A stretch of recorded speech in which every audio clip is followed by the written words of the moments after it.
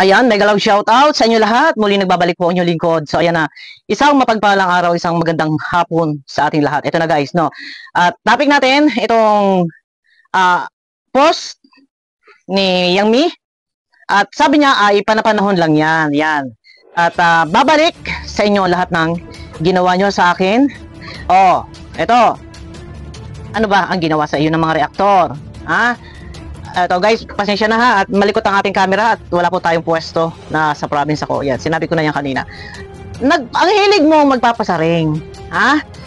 Sino ba pinatatamaan mo? Siyempre, mga reaktor. Oh, kung ang ginagawa mo, ikaw ay nananahimik na lang, at least kahit paano, mababawasan kung ano man yung mga ibinabato sa'yo ng mga reaktor. Unang-una, umpisahan muna natin, ha? Ano ba ang mga pinagdidiskusyonan? Ano ba yung mga pinagtatalunan?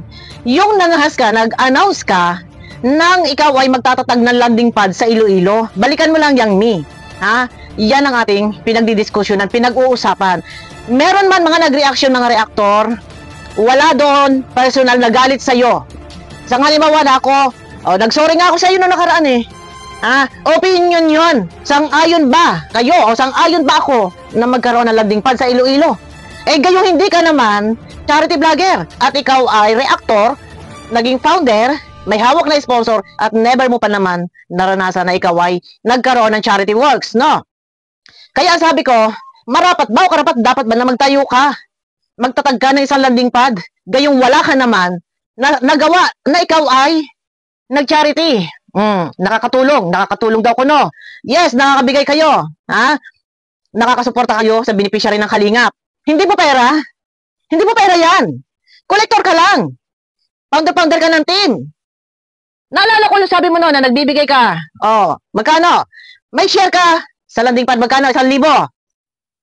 Ngayon, yan ang ating pinag-uusapan. Sana, ang ginagawa mo, sumagot ka nang naaayon doon sa pinagdidiskusyonan kung ano yung pinag-uusapan. Sumagot ka, patunayan mo na kaya mo. Baka hindi mo alam na ito isang challenge sa'yo para masukat namin kung hanggang saan ang kakayahan mo at kung hanggang saan ang kaya mong magawa. Pero anong ginawa mo? Noong naka-live si Kuya Bal, anong ginawa mo? Ha? Ako nga binabas mo eh. Sasabihin mo pa, gusto ko lang sponsor, kontento ako kung anong meron ako. Ha? Hindi ako kangkang at hindi ako, alam mo na yan ha, nabanggit ni Kuya July. Sponsor, hindi pinabayaran. Yung hinira mo, pampagawa ng bahay. Focus tayo. Yang may focus ka kung ano ang pinagdidiskusyonan. Huwag ka lagi nagpo-post na kagaya ng pinos mo noon na sana isaktan ang tiyan ng mga reaktor na mukhang aswang. At ikaw, lahat ng iyan, babalik sa'yo. Eto na naman, sasabihin mong panapanahon lang yan. At babalik ang lahat ng mga ginawa sa'yo ng ng mga reaktor. Ano bang ginawa sa'yo? Ang hirap sa'yo, na sa halip ikaw ay magpapakumbaba at hindi po pwedeng reaktor ang mag-a-adjust. Nagawa na namin ang mag-adjust. Nagawa na namin ang hayaan ka. Ha? Hinayaan ka na. Pero, sana, ay umayos ka. Huwag kang para parinig. Dahil, sino ka? Para santuhin. Di ba? Bawat isa sa atin may kanya-kanyang kaisipan. Hindi tayo magkakaisa ng damdamin. Ha? Hindi tayo magkakaisa ng saloobin. Pero, sino ba ang may pagkakamali na ang sasabihin mo pa ay babalik sa inyo lahat ng ginawa nyo sa akin? Ha? Paano? Sa paano paraan? Ha? Ikaw lang naman ang mahilig manungayaw. Ikaw lang naman ang mahilig maghari. Isa pa yung pinaghahari mo, sana saktanan siya ng mga reaktor. Ikaw lahat!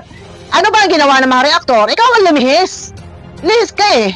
Focus ka lang. Huwag kang laging post ng post at paghahari ang ginagawa mo. Ngayon, sabi ko nga, hindi tayo magkakaisang damdamin. Hindi tayo magkakaisa ng isip na kung ano yung gusto mo, ay gugustuhin din namin. Gusto din namin, sasaluduhan namin. Hindi po pwede yan. Bakit ka magtatayo nga naman ng landing pad kayong never mo pang nasubukan ang mag-charity? Ha? Nakakatulong ang team mo. Ha? Team Jomcar 18.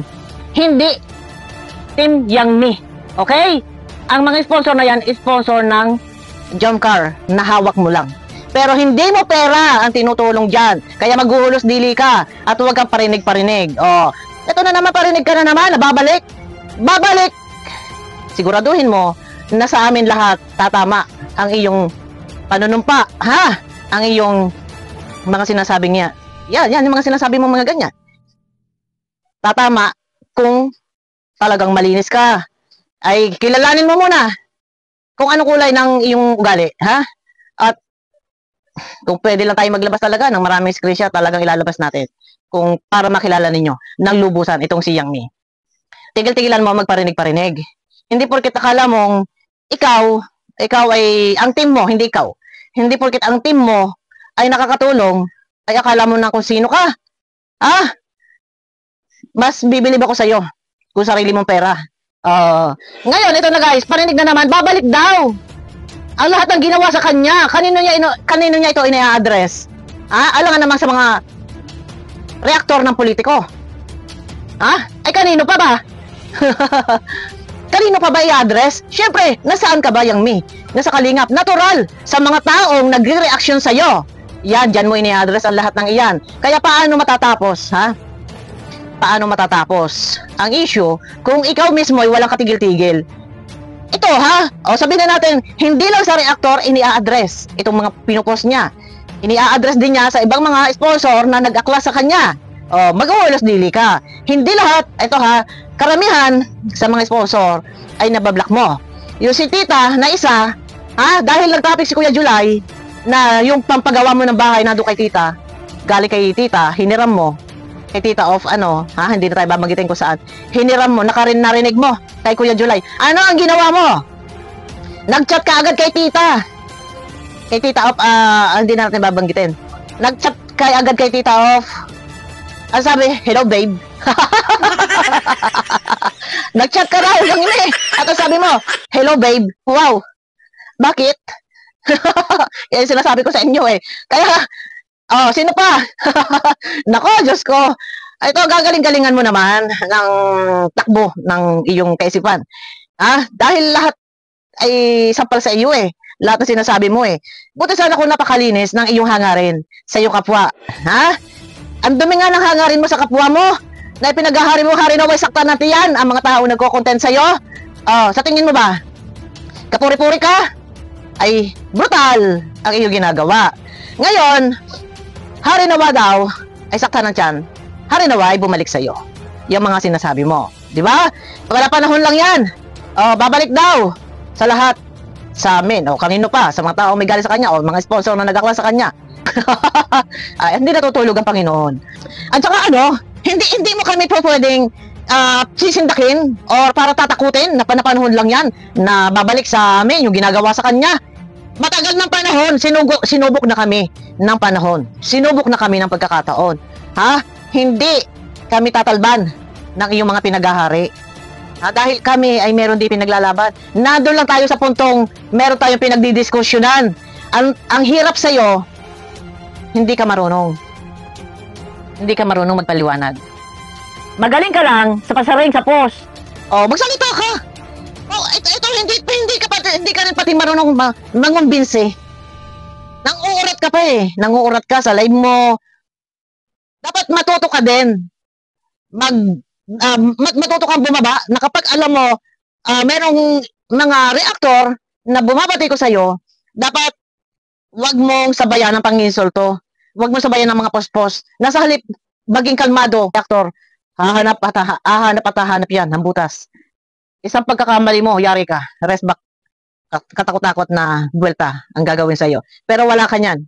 Wala ka niyan. Ito din yung isang ugali na dapat marunong din tayo magdala sa ating sarili. Na kung alam mo, marami na nagagalit sa'yo, napapaligiran ka na ng mga anghel. Nakagaya namin. Napapaligiran ka na namin, kaming mga anghel ng Kalingap. Abay, ang lakas ng loob mo, tapang mo. Sige, ilabas mo tapang mo, nagparapos-post ka, babalik daw sa amin, babalik din sa'yo. Dahil ikaw, nag-a-announce ka, magtatayo ka ng landing pad, yan lang naman ang unang pinagtatalunan. Hindi mo nasagot ng ayos. Ano ang resback mo sa akin? Isang halimbawa ako. Ang sabi mo, inggit. Ang sabi mo, gusto ko lang ng sponsor. Hindi ako kangkang sa sponsor. Dahil ako may hawak ng sponsor. Dahil kung ako'y kangkang sa sponsor, sasamantalahin ko ang mag-live gabi-gabi para paliparan. Ginawa ko ba? Sino ang para live? Ikaw! Hanggat may nagpapalipad, sige! Ganyan ang asal mo. Baka ikaw, nagkaka-interest sa sponsor. Ikaw, nakikinabang sa sponsor? Excuse me ka, ayusin mo. Nasasabi mo ako inggit, sorry ka. Sino ang mahilig magpara-live? At naghihintay na palipad, kunwari. Kunwari pa para live. Oh, ayan maya may palipad. Oh, yun. Oh, ano ngayon? Ha? Sige pa, live pa more. Oh, di ba? Yun sinasabi ko sa iyo. Oh, ayun na guys, no? Abangan niyo ako sa aking next video po at mega love shoutout sa inyo lahat. Kita-kita po tayo sa aking next video. Guys, paki-click ng thumbs up.